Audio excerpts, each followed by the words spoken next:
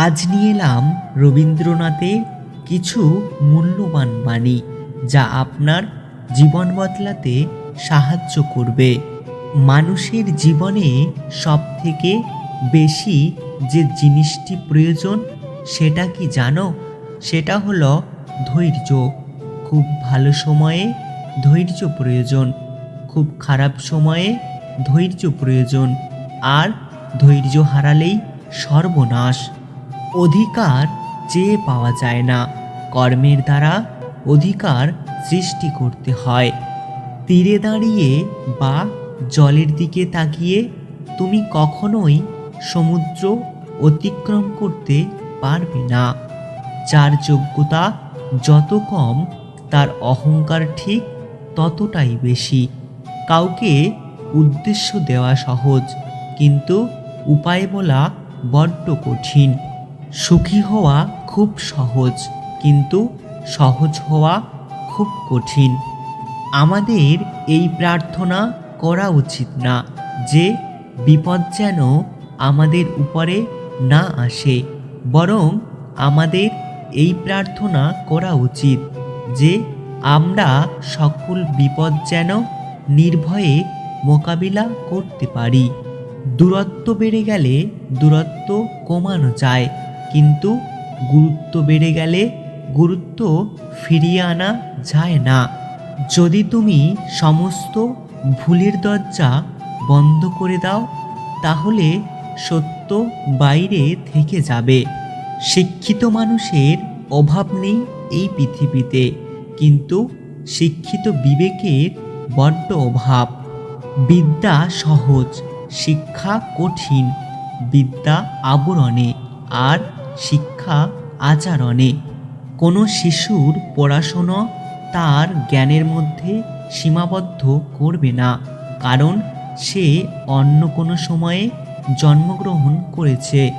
সর্বোচ্চ শিক্ষার উদ্দেশ্য কেবল তথ্য প্রদান করা নয়, বরং আমাদের জীবনকে অস্তিত্বের সমগ্র দিক থেকে সামঞ্জস্য করে তোলা।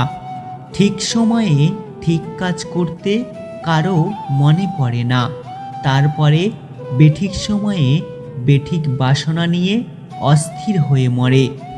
নাম মানুষকে বড় করে না, বরং মানুষ নামকে জাগিয়ে তোলে। ভালো থাকতে হলে একটু স্বার্থপর হতে হয়, কারণ সবাইকে খুশি করার জন্য তুমি পৃথিবীতে আসনি। স্বপ্ন পালিয়ে যায় ঘুম ভেঙে গেলে, আর মানুষ পালিয়ে যায় স্বার্থ ফুরিয়ে গেলে।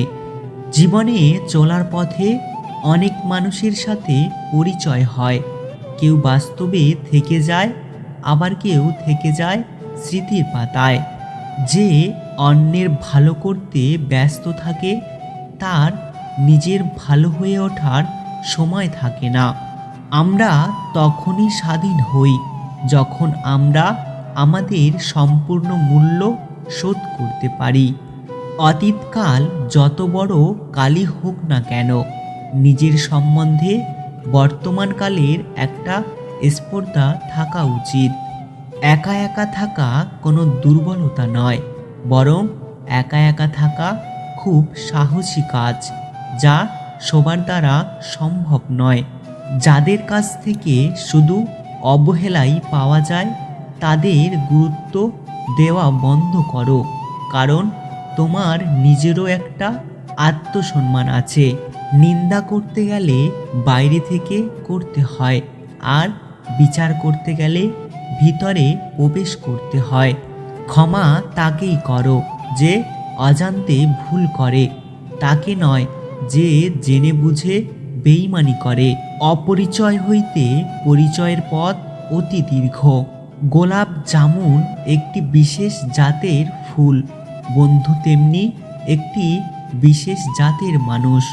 আমরা সময়ের সমুদ্রে আছি, তবু আমাদের এক মুহূর্ত সময় নেই। যারা নিজের বিশ্বাস নষ্ট করে না, তারাই অন্যকে বিশ্বাস করে। ক্ষমাই যদি করতে না পারো, তবে তাকে ভালোবাসো কেন? আমরা সকলেই পৃথিবীতে কাউকে না কাউকে ভালোবাসি, কিন্তু ভালোবাসলেও বন্ধু হওয়ার শক্তি আমাদের সকলের মধ্যে নেই। ভালোবাসার জগতে প্রাপ্তি বলে যদি কিছু থেকে থাকে তার নাম বেদনা।